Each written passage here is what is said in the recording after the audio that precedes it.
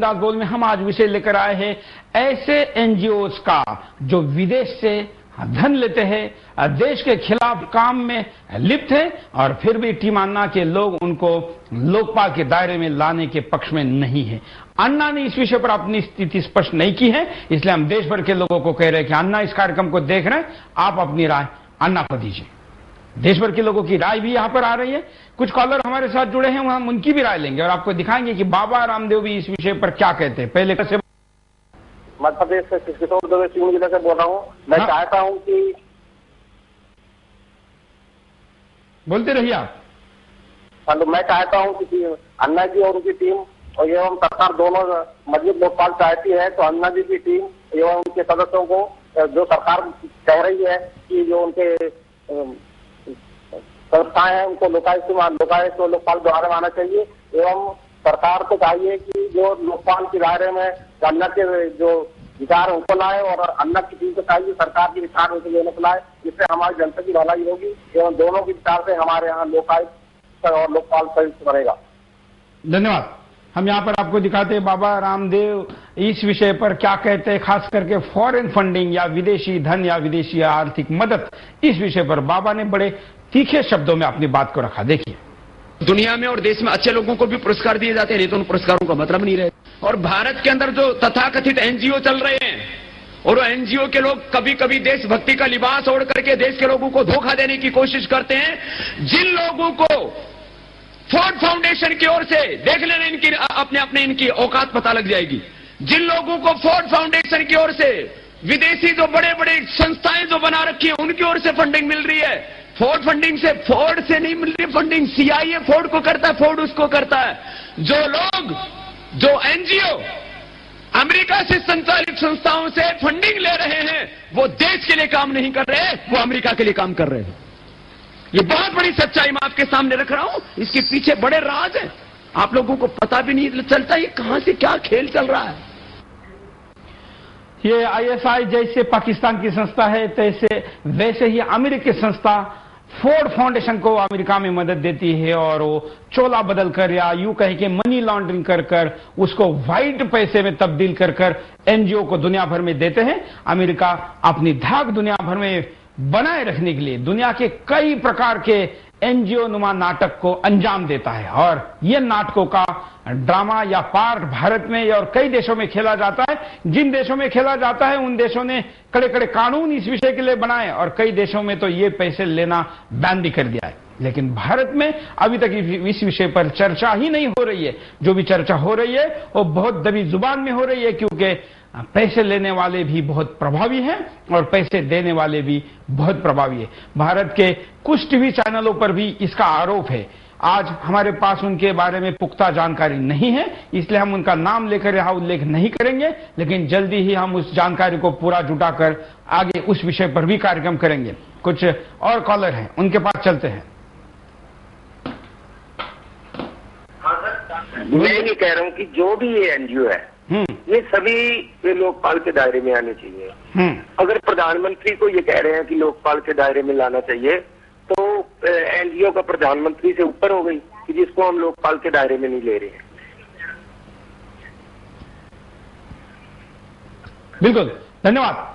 अगर देश का प्रधानमंत्री इसमें आ सकता है, होना चाहिए और होना भी चाहिए, तो क्या एनजीओ को क्यों नहीं होना चाहिए? यह तर्क भी पर्याप्त है और केवल इस तर्क के आधार पर नहीं तो देश में हजारों करोड़ रुपए, 10,000 करोड़ से ज्यादा रुपए हर साल, बल्कि यह आंकड़ा गैर सरकारी संगठनों के जानकारी के अनुसार 50,000 करोड़ के आसपास का है। 50,000 करोड़ सालाना जिस देश में आता हो, जो क्यों आता है और क्यों खर्चा होता है इसकी पुख्ता जानकारी ना हो और अगर जो जानकारी सामने आती है वो उसमें भी देश विरोधी कार्रवाई का बू आता हो, प्रूफ मिलता हो, तो क्यों नहीं ये उस दायरे में हो। कॉलर से बात करते हैं। हेलो हेलो, बोलिए। हाँ सर, मैं पठानकोट से बोल रहा हूँ। हाँ, तो सर ये अन्ना हजारे, ये रामदेव बाबा जो वो कर रहे हैं ना, ये सर ये अपने लिए नहीं कर रहे हैं, लेकिन इन ऐसे लोग जुड़े हुए हैं जिनके बारे में लोगों को संदेह है, तो वो संदेहों को भी जरूरी। और भी कई कॉलर हैं, लेकिन हम आपके पास पैसे देखिए आपके स्क्रीन पे का परिणाम, देश में राजनीतिक अस्थिरता पैदा होगी, देश फिर से गुलाम हो जाएगा, देश हित में बनी नीतियों पर नकारात्मक प्रभाव पड़ेगा, सामाजिक स्तर पर विदेशों पर निर्भर हो जाएंगे। लोकपाल के अधीन लाने का परिणाम, एनजीओ को मिलने वाली धनराशि के खर्च में पारदर्शिता आएगी, विदेशी धनराशि पर रोक लगेगी, विदेशी अपने मकसद में कामयाब नहीं हो पाएंगे, विदेशी हितों को भारत में संचालित करने पर रोक लगेगी, विदेशी फंडिंग के खेल पर रोक लगेगी, विदेशी मदद से फैलने वाले भ्रष्टाचार पर रोक लगेगी। ये कुछ परिणाम है, हालांकि इससे भी कई गंभीर परिणाम अगर आपके जानकारी में हैं तो आप हमें बताइए, हम इसमें बढ़ोतरी करेंगे, आपके कॉल लेंगे, विदाउट एडिट दर्शकों तक लेके जाएंगे। कई कॉलर हमारे साथ जुड़े हैं, हम कहेंगे कि कम शब्दों में अपनी बात को रखिए, कॉलर नया मुद्दा ले और डायरेक्ट बोलने को शुरुआत करें। एक और कॉलर से बात करते हैं। विदेशी धन, बोलिए। हेलो। हेलो सर, बोलिए आप। विदेशी धन लेने वाली संस्था लोकपाल के अधीन होनी चाहिए, क्योंकि सर हमें हमारे सांसदों पर भरोसा नहीं है पूरा। हाँ जी सर, थैंक यू, धन्यवाद। हमारे सांसदों पर भरोसा नहीं है, हमारे एनजीओ पर भरोसा नहीं है, एनजीओ का ऑडिट करने वाले संस्थाओं पर भरोसा नहीं है। यहाँ पर एक फेसबुक पर और प्रतिक्रिया आई है, गोवा से ललित जोशी एसएमएस करके फेसबुक पर पोस्ट करके कहते हैं, मैसेज भेज रहे हैं कि ऐसी संस्थाएं जिन संस्थाओं का कोई दायित्व निर्धारित नहीं है, ऐसे संस्थाओं को करोड़ों रुपए की अनुमति मिलती ही कैसी है, इसकी भी जांच होनी चाहिए। ये भी बिल्कुल सही है, ऐसी प्रक्रिया को और सख्त करना जरूरी है। ललित जोशी गोवा से मैसेज करके फेसबुक पर कह रहे हैं। आप भी फेसबुक पर, ट्विटर पर और कूट पर अपनी प्रतिक्रिया दे सकते हैं, आप एसएमएस भी कर सकते हैं और आप कॉल भी कर सकते हैं, उनकी राय लेते हैं। नमस्कार सुरेश जी। नमस्कार सर, मैं ये कहना चाहता हूँ, अपने यहाँ देश में अन्ना हजारे साहब जैसे पिछले 1 साल से लगातार आंदोलन कर रहे हैं लोकपाल बिल के लिए। वो देश में प्रधानमंत्री को हर चीज हर लोकपाल के दायरे में लाना चाहते हैं, लेकिन एनजीओ को वो कभी भी इसके दायरे में नहीं लेना चाहिए, क्योंकि एनजीओ वाले जितने भी हैं वो हिंदू धर्म का परिवर्तन करवाना, उनको धर्म परिवर्तन करना, ईसाई बनाना, मुस्लिम बनाना, सब उसके लिए करते हैं। देश के खिलाफ जितने भी अभियान होते हैं एनजीओ वाले उसमें बढ़ चढ़ कर हिस्सा लेते हैं। पूरे देश को इसके बारे में जानकारी नहीं है। जैसे रॉय है, अभी मेधा पाटकर है, सेना के खिलाफ अभियान चलाते हैं, कभी सेना का विशेषाधिकार आनंद वो तो कानून है उसको हटाने की बात करते हैं, कभी कुछ भी बात करते हैं। वो लोग क्या लोकपाल दिलाएंगे देश को? तो इसलिए क्या है कि ये एनजीओ जितने भी है इनको आना चाहिए और एक पैसे का इनका हिसाब लेना चाहिए कि ये पैसे का यूज किस चीज के लिए करते हैं। देश में कोई विकास के काम में इनका पैसा आता नहीं है। जो देश पिछड़े हुए इलाके हैं उनके वहीं पे इनके ज्यादा अभियान चलते हैं। बिल्कुल बिल्कुल, धन्यवाद।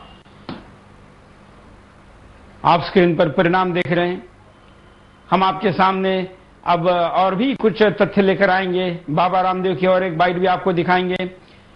कई कॉलर हमारे साथ जुड़े हुए हैं, हम उनको भी आपके पास लेके आएंगे। एक और कॉलर हमारे साथ काफी देर से होल्ड पे हैं, उनको अपनी बात रखने के लिए मौका देते हैं। नमस्कार।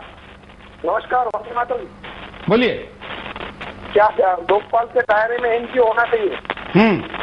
होना चाहिए, अवश्य होना चाहिए। उनकी पारदर्शिता होनी चाहिए। विदेशी से फंड जो आता है इसमें धर्मांतर के लिए लगाते हैं, और साउथ इंडिया में अभी न्यूक्लियर पावर प्रोजेक्ट का विरोध करने वाले वो एनजीओ ही थे, तो इधर समाज सेवा के लिए पैसे लाते हैं, इधर देश के विरोधी प्रवृत्तियां कर रहे हैं। तो उनके एक एक रुपये का हिसाब अपने पास होना चाहिए देश के पास। बिल्कुल, धन्यवाद।